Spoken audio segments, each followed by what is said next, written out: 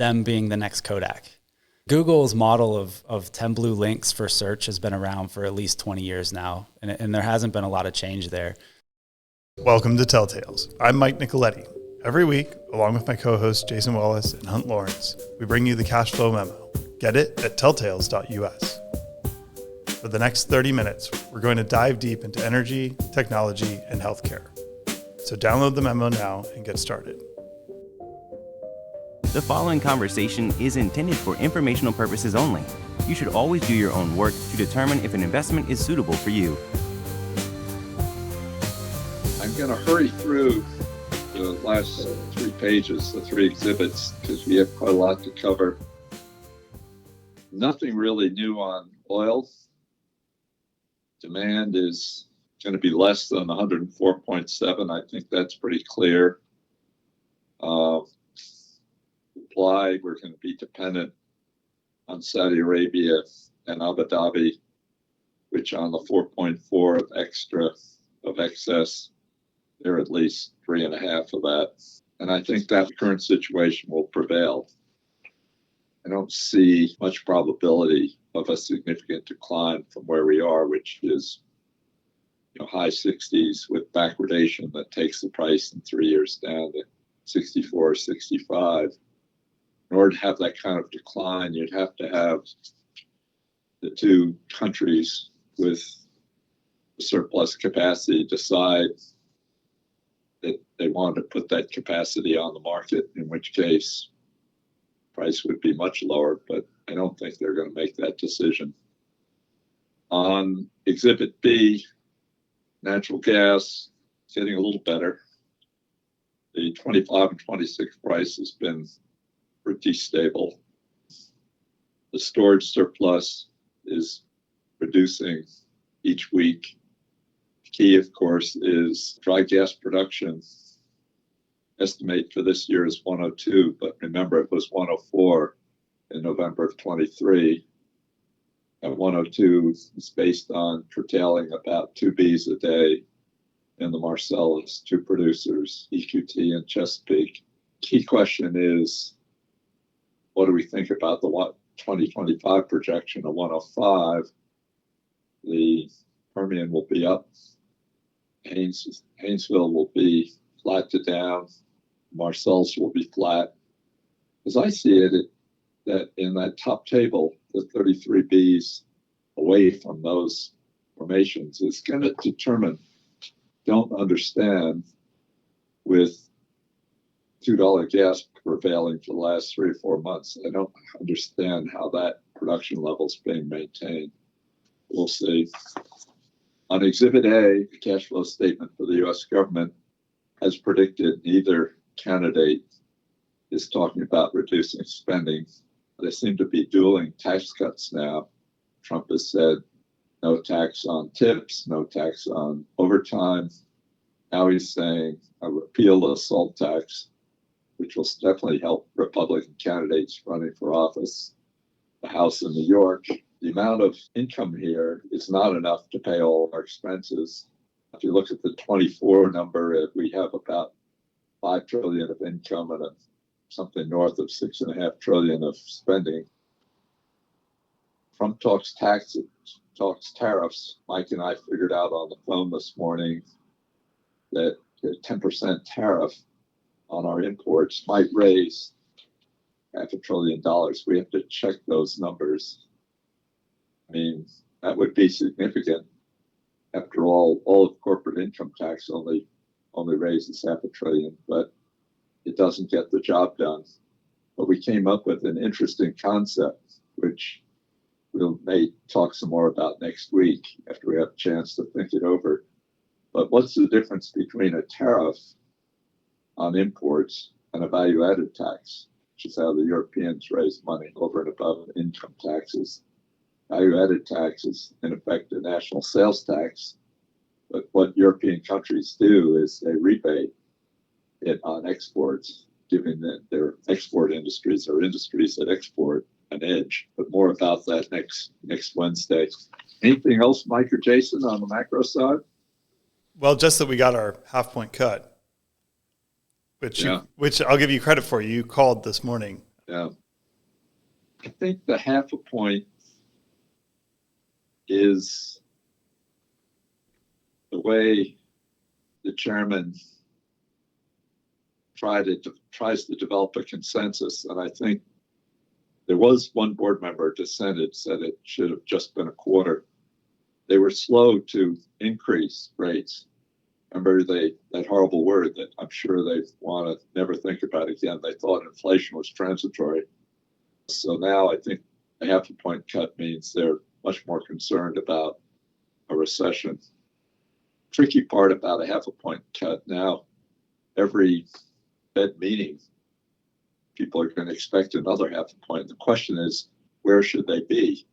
And we've talked about real interest rates and the difficulty or the huge amount of government bonds the U.S. has to use to finance the deficit, not to mention quantitative tightening, which is now $500 billion a year rather than $1 trillion. I think we should all wish that the Fed goes back to $1 trillion a year to try to get its balance sheet down so they have dry powder when they need it. I think it peaked at 9.5 or something. It's down to around 7, but it'd be much better if it were back closer to 4, which was already too high when COVID started. It took it to 9 to help the government finance its $7 trillion deficit during the 2 years of COVID. So I don't know. I guess, and I think Mike and Jason agree that the future Fed fund rate, the terminal rate as they call it, where they get it, where they want it, is more likely to be 3.5 than 2.5. So that at least in a 2.5% inflation, at least you have 1 point of real interest rate. Mike and Jason, I don't think you disagree with that, do you? No, not at all. I was just going to say, I'm looking forward to listening to Jay Powell's briefing. I'd be curious of what were the signals that triggered them to go a half point. I personally like to look at the BLS monthly employment data. So if there was something that I thought triggered them, it would be in that data where in August we saw a headline gain of 140,000 jobs, but we also saw 190,000 workers returning from temporary layoff. And some states allow teachers to claim unemployment benefits and effectively be laid off over the summer. So I wonder, if a lot of those jobs from the temporary layoff number were teachers coming back to work at the end of summer, those aren't new jobs. And if you back them out, then it's actually a net loss of jobs in August. So I wonder if that's one thing they were looking at. That's a really interesting insight. Jason, to his credit, came up with a concept last week. I guess he and Mike have been talking about, which was the benefit of hindsight. I guess we all, certainly speak for myself, wish I'd been doing for 20 years, and that is look at these companies and figure out where their vulnerabilities are. Switching to page 1 now. And the one because it had a pretty underwhelming, I think was the word Jason used, product introduction day, Apple. We focused on Apple last week, but in introducing the subject, Jason said his original intent had been to focus on Alphabet or Google. So we promised last Wednesday, and we want to, early in our 30 minutes, turn the floor over to Jason to give us his concerns. Now, we don't want anyone going and selling Apple or taking it off your watch list as something you might want to buy.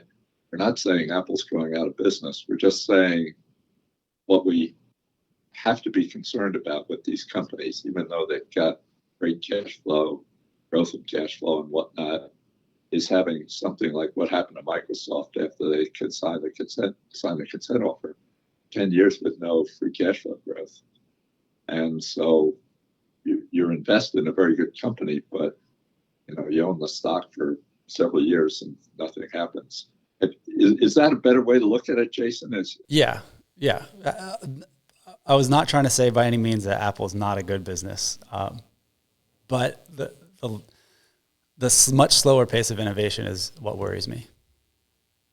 And getting into Google, I guess the analogy I've had in my mind with Google specifically within Alphabet is them being the next Kodak.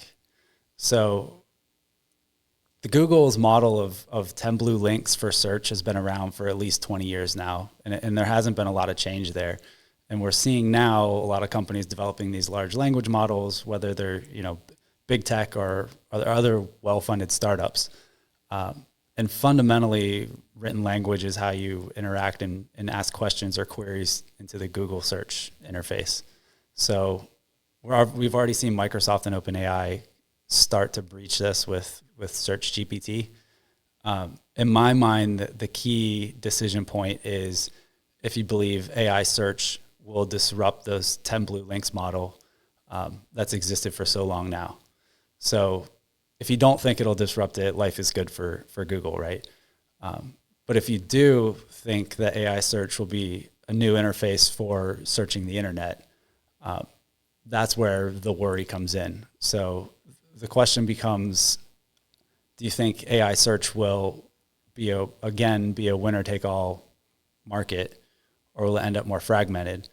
And if it's fragmented, Google obviously has to cede share to the other players since they have a 90% plus dominant position today. And then if it does end up winner-take-all again, it's not clear that Google is that winner. And if you think they have some percentage, just picking a number out of the air, if they have a 2/3% chance of being that winner, you're still saying that there's a 1 in 3 chance that their search revenue trends towards zero. So that'd be a huge risk. I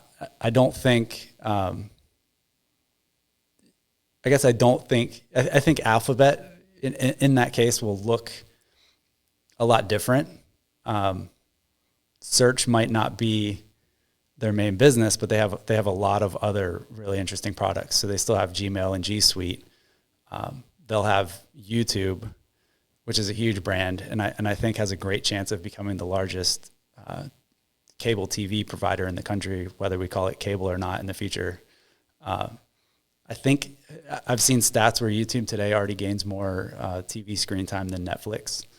And then third, they'll have AlphaFold, which is a new business that they've already spun out under the name Isomorphic Labs. So this is the AI model that helps accurately predict the structure and interaction of molecules. So before AlphaFold, we understood the structure of about 15% of molecules in biology, and now this system can accurately predict more than half, and then at some level of confidence predict all the molecules used in biology. So there's a case where Google might not capture the future search revenue, but they still have a great business between media and then a big, potentially big life sciences business. I don't know how their business model works for AlphaFold yet, but if they're designing molecules, designing treatments, and potentially grabbing royalties on those, it could be a huge business. I should add also, there's another risk in this whole thing, is that part of this Department of Justice antitrust case and the actual ruling for damages and maybe remedies may incorporate some forward-looking prevention of Google's ability to compete in the AI search market.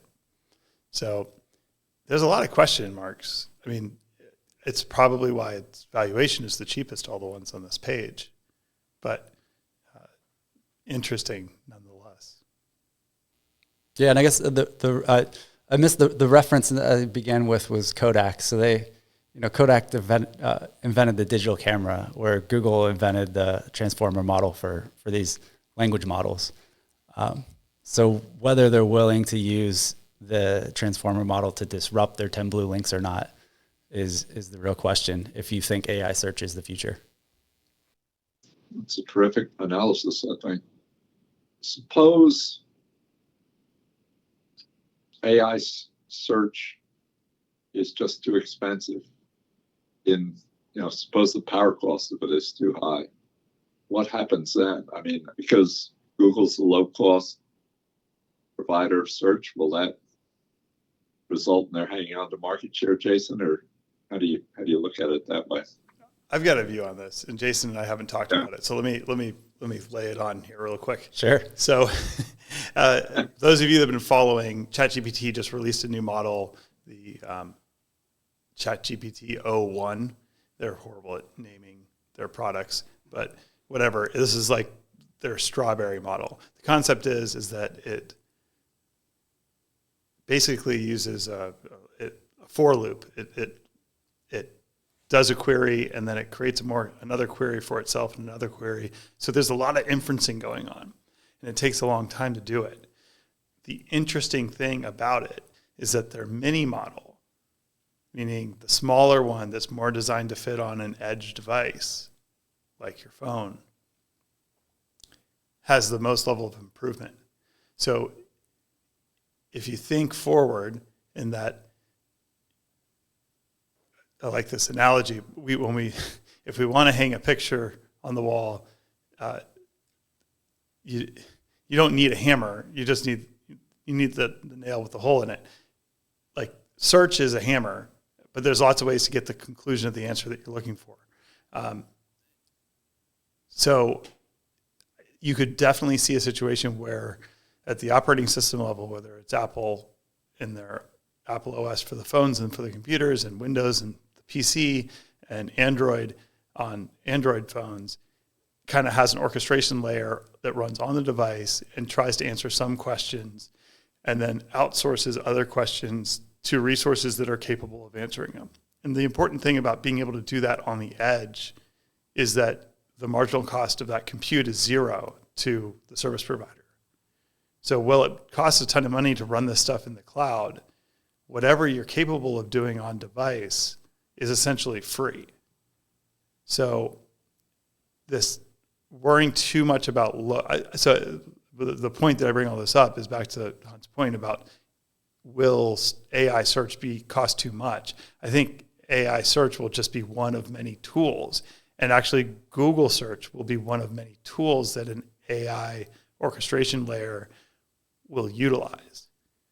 Yeah, I think that's a great point. Where I was going to go with it is we did the initial analysis on the cost of an inference into ChatGPT when it came out, probably a year and a half ago is when we did that, or at least a year ago. Since then, we've had hardware and software improvements. So I've heard anecdotes that the cost of running an inference has gone down by 2 orders of magnitude. And I think that'll continue as the NVIDIA keeps making more advanced chips. A single chip will be able to produce that result much easier with much less compute time and energy use. And I think there's a lot of software optimization to be done in this field. So when Google released their very first search engine, it'd be interesting to go and compare the quality of that to what we know it is today. But I know it was much slower, and they've worked tremendously hard to make the search results show up as fast as possible on your screen. So if we just extrapolate a couple years into the future of putting that same level of effort into the AI models today, I think they'll solve the cost problem. Who else can participate here? What's Microsoft's position? I mean, one of the things that just as forget what the heck the news source was, is couldn't Apple buy Bing and then have their own search business? And Mike's response to that this morning was, if Apple wanted to have their own search business, they've already kind of indexed the web that they could start, and they don't have to buy Bing. Jason, what is that? Would you agree with Mike's assessment? Yeah, I think they're I think their partnership with OpenAI, I think they're doing it now. I think they're figuring out ways where they can scrape the latest information from the internet and add that to their models in near real time. And how much of a competitor will Amazon be to search? As of today, I don't think they would be. They've taken the stance, from outside appearances, they've taken the stance of they're going to use and make available all the other companies' models available on their AWS service. So they're not going to invest all the resources into building the models themselves. They're going to have a collection of models that you can access through their paid AWS services. Mm-hmm. So I guess potentially someone could build a search engine on top of that, but they'll be one layer removed from actually building the AI that's indexing the web to provide you the answers, though. Right.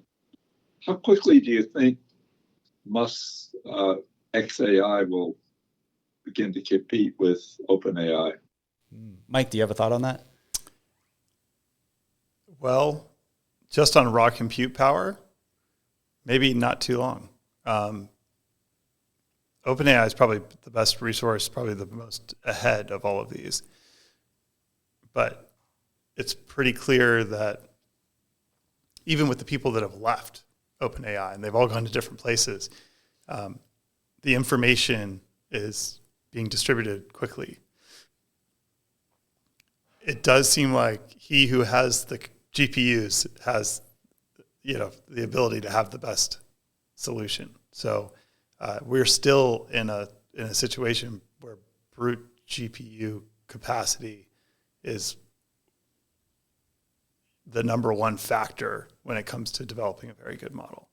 You obviously need good software developers, but having good software developers and not having a giant cluster of GPUs, you don't have a chance. So I think he's well positioned.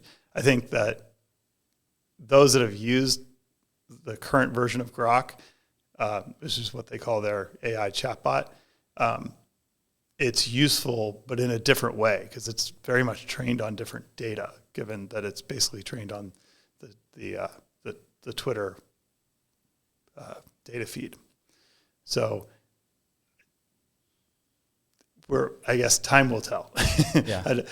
I don't think we have a clear view yet. And I see the focus being more on robotics from that group. And I think maybe they'll have to understand human language to interact with us. But I wonder what percent of mind share goes to the language side versus the robotic side. And I think I'm glad someone's using the AI to focus on the robotics part, solving productivity and labor in the U.S. as compared to other nations. That's a big challenge for us.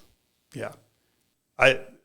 There actually has been some kind of cool DIY projects out of this. There's a guy that's taken a visual LLM and applied it to a Caterpillar picker type machine, and he used it to build a retaining wall out of like random sized rocks, which you can see how that would be very hard for a human to kind of process which rocks should go where. It's kind of laborious and slow. Well, if you have the machine programmed to be able to do it all by itself, kind of impressive that that's something it's capable of doing. Obviously, what Elon's doing with the Optimus robot has a lot of potential to be useful everywhere. And the theory now is that there's one or two of these robots per human in the world, and that just completely changes the nature of the economy. But we will see. The flip side is then you have like the pure software version of the same concept, or AI agents, which Salesforce just announced that they're rolling out this fall to a bunch of their customers, which is essentially an AI chatbot trained on internal company data. No surprise they're using NVIDIA to train these models, because NVIDIA has been talking about this concept for like 3 years. Jason, you remember when they first announced that as like something they could do? And everybody's like, oh, that's kind of cool, but nobody ever saw a use case for it.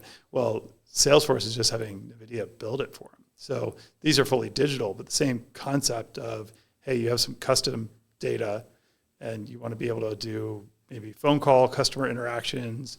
You want to do, name your use case, but removing humans from the loop and doing a pure execution of a task is pretty powerful when you think about some of these relatively large cost centers in practically every business. Okay, let's take a quick break for a message from Oakcliff Sailing.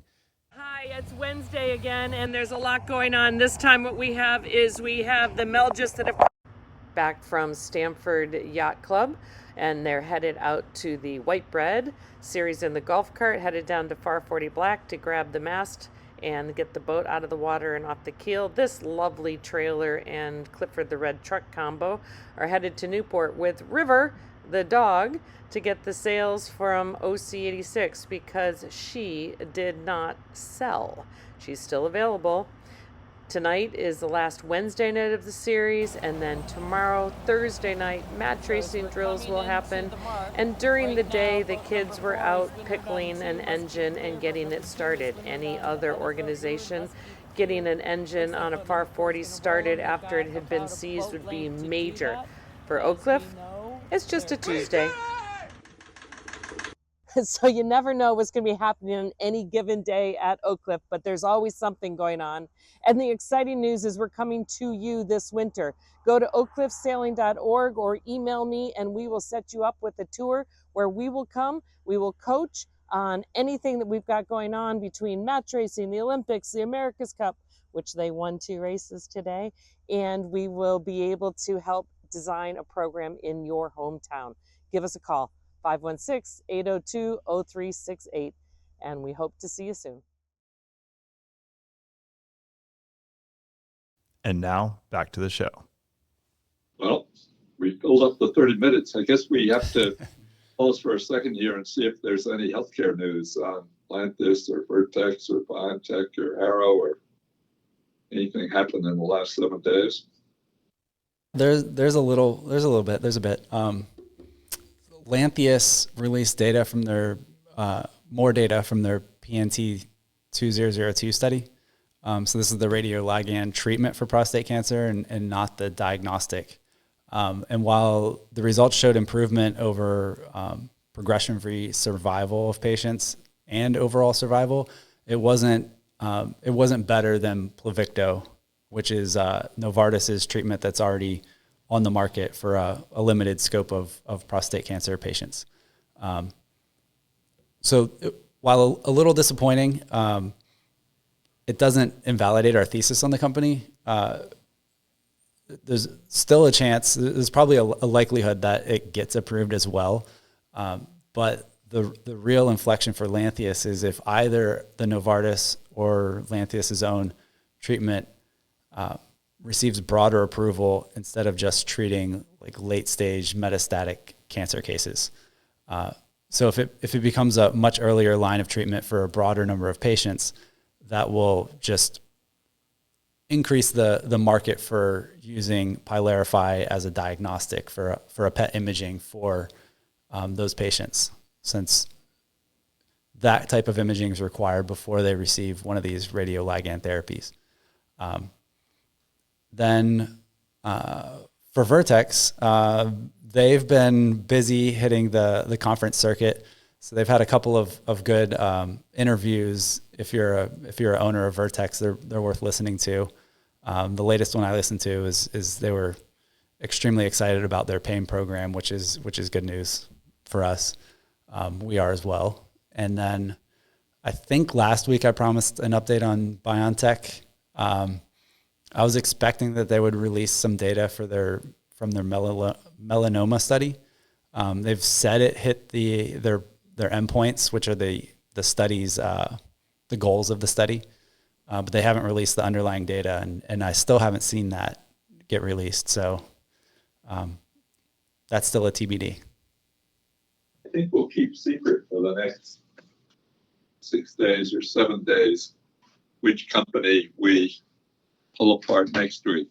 Having done Apple and Alphabet, we won't pre-announce what we'll do next Wednesday, but rest assured we'll get through the Magnificent Seven and then some, because I think it's very useful, whether you own these or you have them on your watch list, focusing on the potential weaknesses.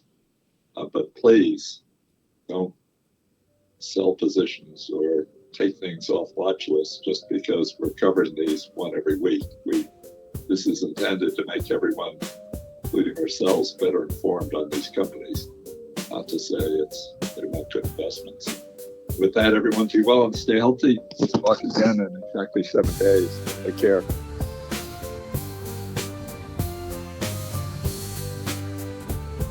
The views expressed on this podcast are the host alone and do not constitute an offer to sell or a recommendation to purchase or a solicitation of an offer to buy any security nor a recommendation for any investment product or service. While certain information contained herein has been obtained from sources believed to be reliable, neither the hosts nor any of their employers or their affiliates have independently verified this information, and its accuracy and completeness cannot be guaranteed. Accordingly, no representation or warranty, expressed or implied, is made as to, and no reliance should be placed on, the fairness, accuracy, timeliness, or completeness of this information. The hosts and all employers and their affiliated persons assume no liability for this information and no obligation to update the information or analysis contained herein in the future, and may or may not hold positions in the securities mentioned.